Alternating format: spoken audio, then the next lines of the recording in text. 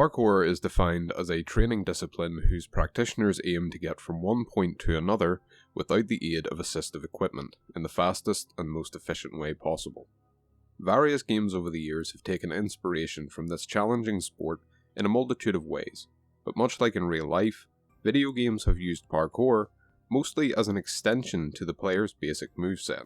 Not every game has or needs one, but the inclusion of a parkour system in a game can add a dizzying amount of extra depth to the gameplay if used correctly.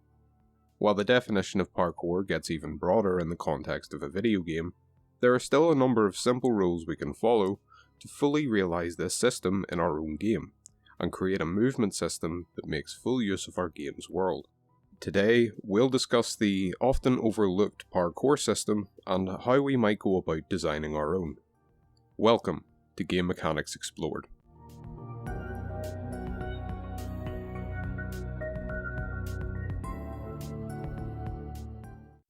Games are a culmination of many different parts, spanning many different forms of media. But the one thing that separates video games from any other art form is the translation of game mechanics into something more interactive. The most vital part of any video game is the programming that it's built from, the mortar that holds the bricks together, and without it, everything falls apart.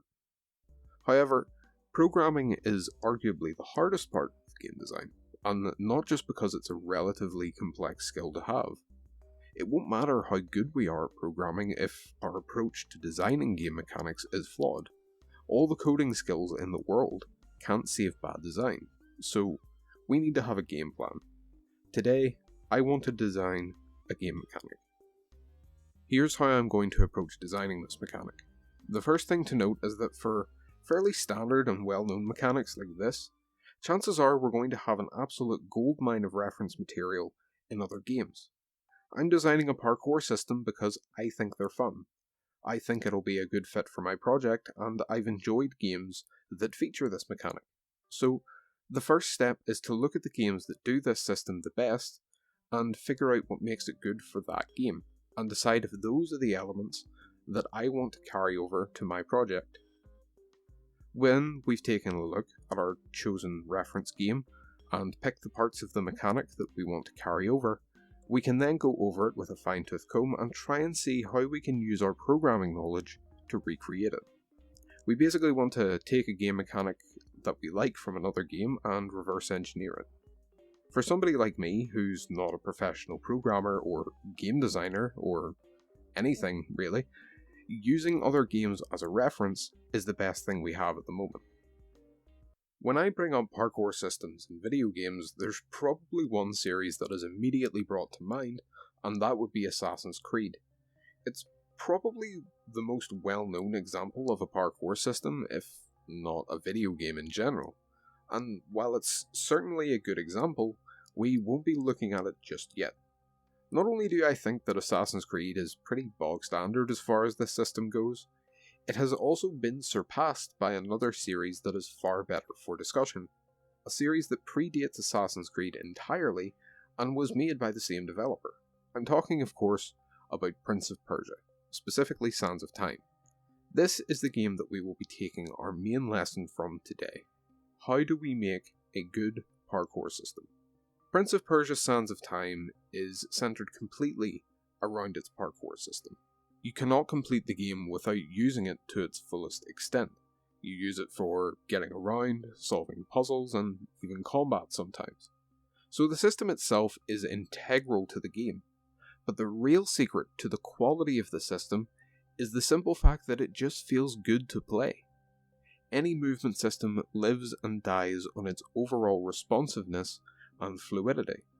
Given that it's literally the primary thing that separates games from other forms of media, getting this part right is absolutely mandatory for getting any game off the ground. Movement needs to feel good. It needs to feel like the game is listening to you, something that is especially true in the case of a parkour system, where quick thinking and quick inputs are key. But the bigger our system becomes, this very important aspect becomes far more difficult to control. How do we achieve this? without limiting the development potential of our system? There's a few things we can do. Some games, like Super Mario for instance, have very limited movesets for the purpose of overall accessibility. Therefore, with pretty much everything you can do, you have to input a button. These are just our standard inputs, and I don't think I need to explain in depth the idea of pushing a button to do the thing. It's worth noting, though, that these inputs in parkour systems are often kept for pulling off very specific movements that require a higher degree of decision making from the player, such as climbing. A lot of games, however, don't take specific inputs to perform movements. We'll call these context inputs. Going back to the Prince of Persia, you can climb up short walls simply by walking into them. You are already walking, but the game takes context clues from the world around the player to know that now is the best time to trigger this movement. You don't trigger this move yourself so much as you let the game trigger it for you. The common theme among these kinds of inputs is the fact that they're most often things you'd expect to happen anyway. If you're running towards a ledge, of course you'd expect to jump off it. So the game most often does this for you, without demanding any more input from the player other than the run button. The key to achieving a fluid and responsive parkour system is reducing the amount of dedicated inputs that the player has to perform to execute basic movements, and by streamlining the more complex movements to a simple control scheme. By doing this, we decrease the amount of thinking time between a potentially long string of inputs, and leave only the satisfaction of getting our timing right. The less unnecessary inputs we have to worry about, the better. We need to strike a decent balance between the player actually playing the game and the game filling in the extra stuff for you. Control is paramount here. If it isn't fun to play, or feels fiddly and unstable, it shouldn't be there. Taking a leaf out of Assassin's Creed's book, we can also organize our system further by having particular states for our player to be in to decide whether or not the game does the work for us. Let's imagine a little gameplay scenario here. We have our player sneaking around, trying to stay out of sight of enemies and crouching behind a little wall. If we want our player to jump over that wall, then it should make sense that we trigger that movement ourselves with a specific input. We want to do this because it suits the situation to think more about what we're doing and where we want to go. We don't want to accidentally push too far forward while sneaking around and end up jumping right into an enemy. We want to relegate that kind of movement to something that is far harder to accidentally input. Now, let's imagine that those same enemies have found us and are now chasing us down. Now, all of that thinking time goes out the window, and we'd much rather have the game do the work for us, letting the player focus on sheer movement. Essentially, in slower, more methodical segments, we are in full control of the parkour, but as the pace picks up, so too does the margin of error. In these more fast-paced segments, it's better to let the system take over the pedals, while we simply steer it in the right direction, as it were. Like Assassin's Creed, if we're running, we can let the game take over and treat the bulk of our movements as context inputs. Another thing we should consider is how this kind of system would work in an open world. If you don't know, I'm making this system for use in an open world, and there will be videos looking at those soon. I think that adding a parkour system to an open world and having that as a basis going forward is going to give us so much opportunity whenever it comes to just how much use we can make of the space around us. So, what makes a good parkour system in an open world? The key here is giving the player variety in the ways that they can get around, ways that get progressively more efficient as the player progresses through the game. Crackdown is a good example of this. As you progress through the game, you can collect agility orbs that slowly increase your running speed and jump height, which ends up allowing you to access more areas around the map. It's a nice little idea that rewards the player for exploration by giving them the greater means to explore. In an open world, getting around in a very unintrusive way is paramount to keeping players engaged during long periods of very little gameplay. If getting around gets boring, then the whole world starts to fall apart. Allowing the player the means to get to necessary locations in an easy yet interactive way should come as standard, while giving the player ways to circumvent that critical path should come from the player's efforts. The players will have their standard movements from the get-go, but repetition will quickly make the system either boring or stifling to use, especially with it being so central to the game itself. We have to be able to not only make a functioning system, but be able to hold back a number of elements that can be drip-fed to the player later on. This will allow the system to constantly change in ways that keep the player interested, but right now these kinds of ideas are too far off to have any kind of plan for implementation. Our parkour system is pretty much going to be the backbone of the entire game, much like Prince of Persia. So it's absolutely no holds barred when it comes to what we should include. And if we can craft an opportunity to allow the player to use some parkour, then why not do it? If it means our player can get around our entire map while being fun and satisfying to use, then it should be considered. Think of it like items in The Legend of Zelda. If the player can use it, then make them use it. Over the course of the next few videos, we'll be taking a look at how we might approach building our parkour system in response to the different kinds of environments I might expect to see in my open world. While this will not be a programming tutorial by any means, we'll take a look at how our system might operate behind the scenes. While this will not be a programming tutorial by any means, we'll take a look at how our system might operate behind the scenes. I'm not going to lie. This system was very difficult to program. I'm not an experienced programmer at all, and even in its current state, my parkour system isn't even halfway finished. The fact is that these kinds of systems aren't exactly entry-level mechanics for newer developers, and such, there is very little documentation about how a system like this should or even could be programmed. This version of my own system is like the 5th time I have ever attempted something like this in the past 3 years. Here is the first version from January of 2018 compared to this most recent showcase that I uploaded to this channel. I'm using the Unity engine, and the sort of light bulb moment that led to the creation of the 5th and hopefully final system was a Unreal Engine tutorial that I can't even find anymore. I pretty much went into this system completely blind, because there doesn't seem to be any gold standard method out there to work from. Another problem I ran into, which is actually why I stopped programming this system for now, is simply that the animations I have are limited. I bought a really good asset pack, which isn't available anymore, that contained loads of really good climbing and parkour animations, and unfortunately I just ran out. Outside of the ungodly time investment it would take to learn and make hundreds of 3D animations, which is a talent in and of itself, or the huge monetary investment it would take to set up and create motion captured animations, I really have no other recourse than to move on to other areas of the project until I'm able to replace my current animations and create new ones.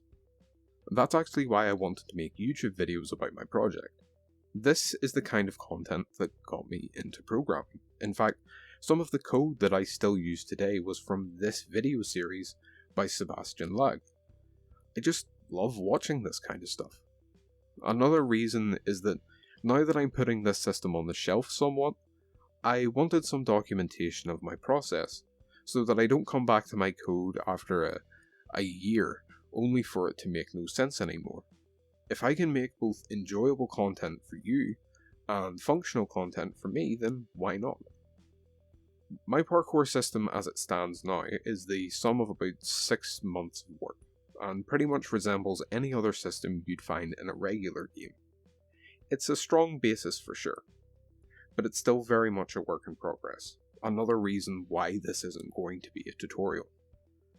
The best thing we can do now, in the absence of both massive amounts of time and adequate funding, is to see how far we can get without either.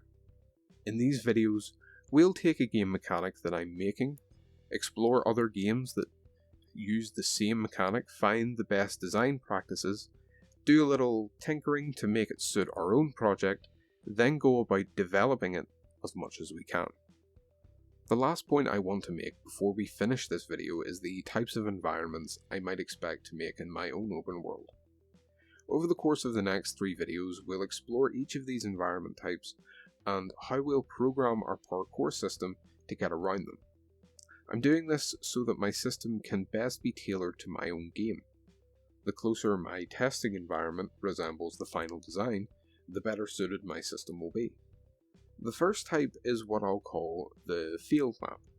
These kinds of maps are the least dense, the least vertical, and will feature the least amount of opportunities to utilize our parkour system. Getting around these kinds of maps will involve little to no use of our parkour system, and will mostly feature the player's basic movement mechanics. We'll develop here to get those same basic movement mechanics down, before we start building upon them. We can then look at some very simple moves like jumping over walls and elaborating on the basis of our parkour system. We'll also be making a small part of another mechanic that we'll be developing later on. The second type is what I'll call the hike map. These maps are a little more complex than the field type, featuring more verticality and opportunity to have the player use our parkour system to get around. We'll develop here to get some basic climbing started, as well as seeing how forming our basis in the field map can also be used here to further expand and develop our system without having our code become convoluted and overcomplicated. The third and final type is what I'll call the city map.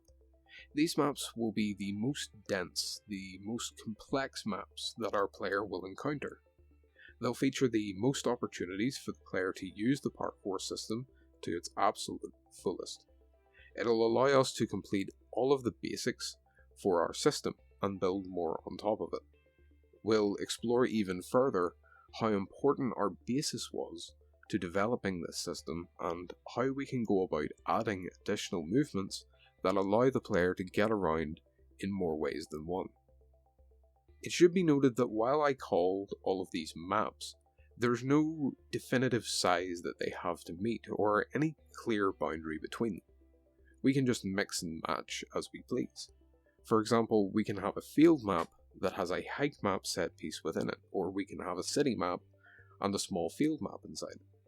These maps are simply here to provide us with an increasing level of complexity to program our way through.